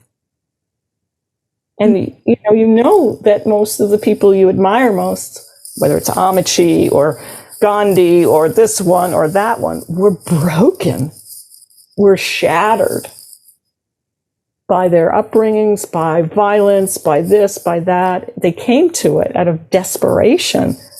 And I didn't know I was so desperate. I didn't really feel that way when I decided to do this third one. In fact, it was only because we were running a retreat and I needed to try this particular one that we were going to use. My partner wanted to do it, and I was like, I don't know if I need to do that right now. You know, it wasn't like that. And it just, she didn't even have hardly any experience. And I was like, I'm saying the Lord, it's over, you know. And but it's this finality to this a whole matrix that we're in, and about this coming out of silence and delight. The word delight. Mm. And so I said, would I ever do it? Well, if the light wants to do that, sure, it's fine. It can do that. But it wasn't like it's going to help you or it's your mission and, you know, you're going to be closer, and you can't yet closer or further away. You just have to see and know. And the process of the purposes is to cultivate that realization. Yeah. And focus that realization. Yeah. That's it. Yeah. I love that. Like staying present instead of, you know, getting distracted. Stay. The other cartoon, and I just have to say that cartoon, and I don't know if I can send it to you in this. The second cartoon, which I loved because it was a dog cartoon again, you know, and dog reverses God, so it's kind of fun. And this dog comes up to the top of the mountain, and there's the guru dog. No, stop chasing your tail. It's already yours. You know, it's like, I'm going to remember that. Yeah. Oh, it's already yours. You know, you're chasing your tail. It's like, it's already yours. Already 25 lanes of my life where that applies. So that's really great. Oh my God. All of us. And I say, you can access it now.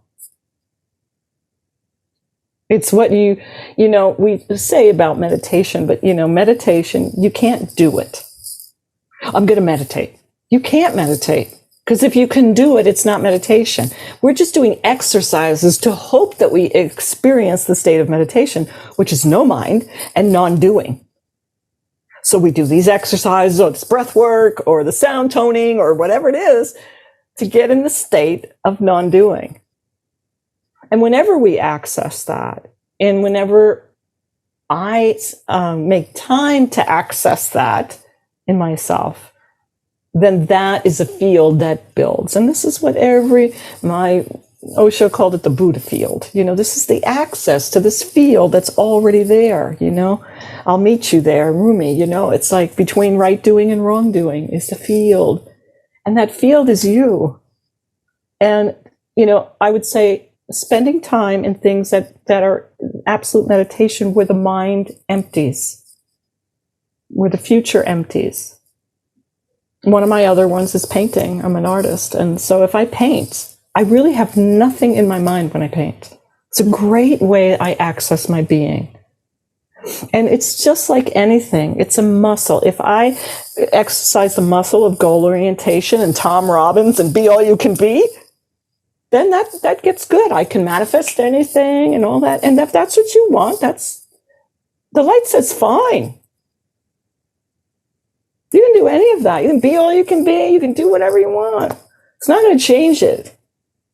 It's not going to make you better. It's just going to be an experience that you want to have. Yeah. That you're capable of having. And like some of us want that. We want to know that we can stretch beyond previous limitations. And those exercises are good for helping break down the ego and break down belief systems. Those are all part of. So it's not like we have to shun that part away. It's part of the exercise. And if I know that helps me, then I do it. You know, oh, that helps me get in touch with myself, or that helps me go beyond all my fears, and my fears paralyze my realization of the light, then yeah, I'll do those things and help me move those things off. So it doesn't negate them, but it just puts them in perspective. Mm-hmm. Yeah. You know? Yeah, absolutely. This is wow. This is just beautiful. Want to be mindful of time a little bit. And I think as we kind of come to a close here, saying thank you and just so grateful for the depth that you've shared. I think like purpose is one of these things that like trends online and in the self-help space and the spiritual space. You've got more than enough options if you typed in, how do I find my purpose? Yet we're all still thirsty for something that's satiating. And oddly enough, I think it's more closely aligned with this practice of realizing that it can't be achieved externally. And this process that you've articulated just resonates deeply. I think it for many listening will as well. Would love to hear from you where this is offered, when you're opening up the next opportunity to partake in this process and these protocols, because I'm sure that many listeners are deeply, deeply curious as to how they can dive into this even further. Well, first off, I have a free gift, and that is because the first thing we have to do is learn how to communicate with our soul, right? We have to get like the inner voice dialogue. And to access our life that was designed for us to purify us is, I call it 10 messages from your soul. It's how your soul communicates with you every day. The simple things like you ask a question to spirit and you're waiting for your spirit to kind of guide you to what you should do next, or should you take that opportunity or whatever, is we say, wait for 3 signs.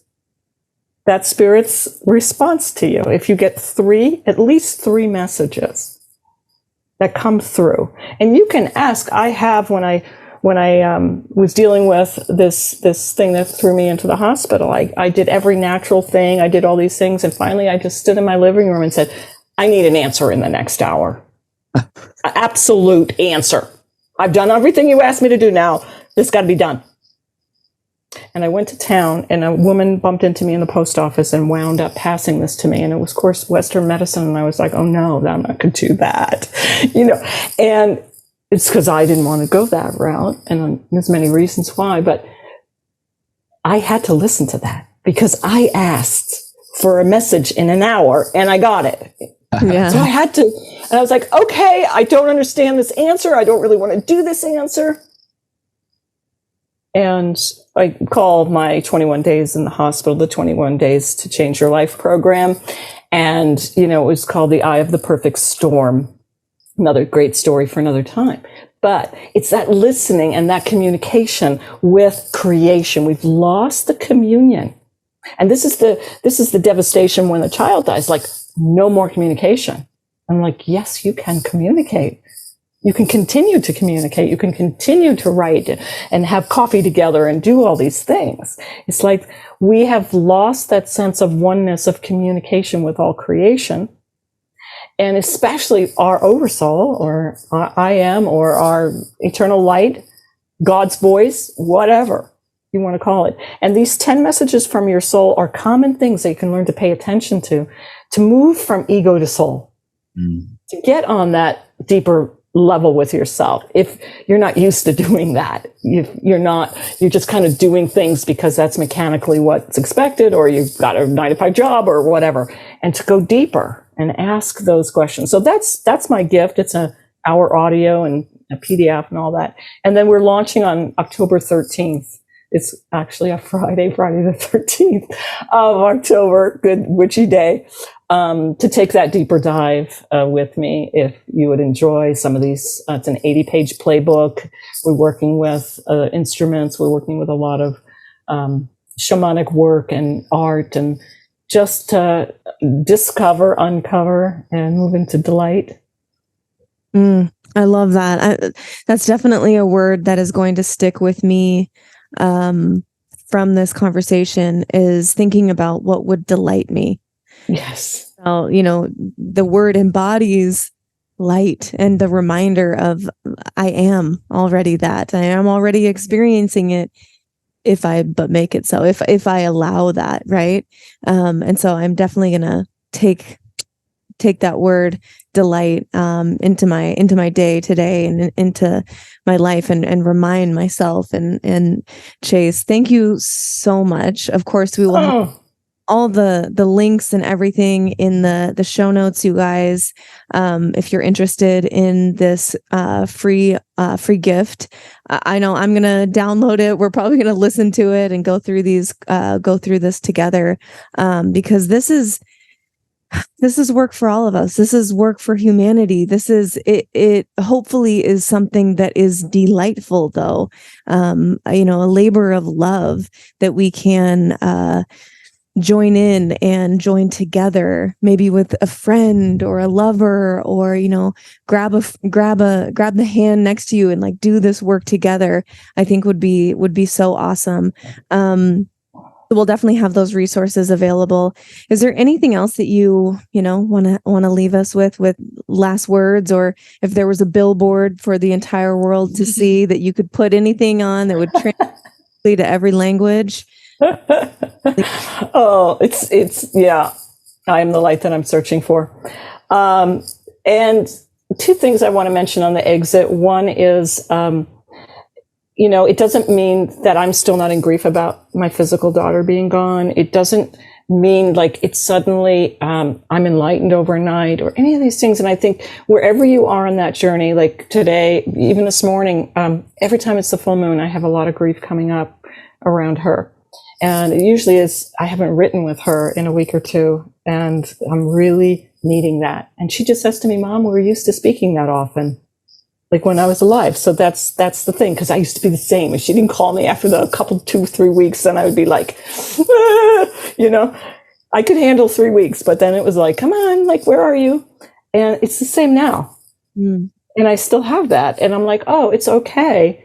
And she just, said, well, just call me. Like, because I used to bug her if she wasn't calling me, and now she's bugging me that I'm not calling. So that's just total role reversal. So what I do now, whenever I'm in, like, I am the light, none of this is real. I just say that's what I'm experiencing right now, and as a human being, and I don't try to go, I should know that there's no death and all these kinds of stories. I don't do that to myself. I just say I take the light of who I am and I wrap it around us. That still doesn't know it fully yet. I wrap it around that. I don't isolate it, and I don't try to jump. I just go, it's just perfect. And that's exactly the way my daughter's talking to me. She's like so compassionate to me. I'm like, this is not the relationship we had. I'm like, whoa, this is cool. She's like, that's okay, Mom. You can make that here. That death and life are simultaneously happening. We always have multiple amounts of feelings at the same time. And so it's okay to embrace them both in all the polarity, which is coming back to what you were saying about experiencing these elders and what they were doing. It's like they embrace the polarities with a love bigger than both of them. Yeah. So I just want to leave you with that. If you're like, I'm in loss, or I'm in depression, or I'm in this, I'm in that, just claim that the light is stronger than that, and it will penetrate it. It said to me, these legs will become light, but it still has to penetrate deeper. And so just ask that gracefully, that the light continue to penetrate whatever you're experiencing in that moment. It's not always the light. So I want to say that as kind of a reality, like, what was it, Close Encounters, when the kid said, beam me up, and he said, this is reality, Greg, in Close Encounters. It's that kind of thing. It's like, this is the real deal. Just embrace it. Sit with that light of your being, however you visualize that, and just let that be perfectly fine. Express it, be with it.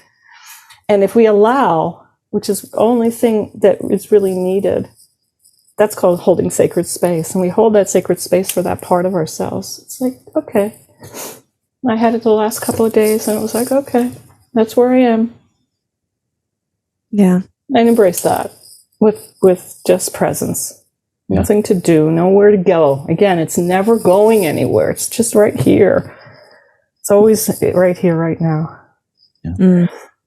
One of my other teachers said, we're rapidly evolving into the here and now. Right? Yeah. So thank you for letting me share that. I'd love to embrace people on this journey of discovery. It's just juicy. But again, you will know because you will be guided. Yeah. You'll have 3 signs if it's me. You know, I'm not selling you. You know what you need, and you know what is going to unfold to you. And trust in that. I just enjoyed sharing this, and it's healing me to share this story. So thank you for your absolute presence with me and your incredibly honest questions.